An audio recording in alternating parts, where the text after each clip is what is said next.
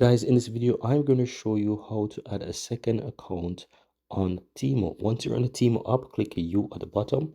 Click the settings gear in the upper right. Scroll down to the bottom and you'll find switch accounts.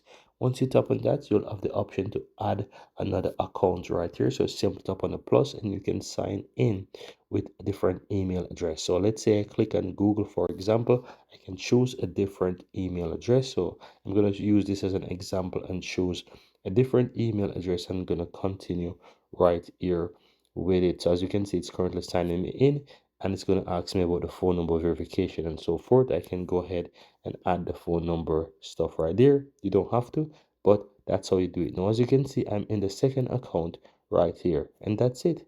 In order to see as well that the account is added, you can click the settings gear in the upper right, scroll down, go to switch accounts, and you will see that you have both accounts right there.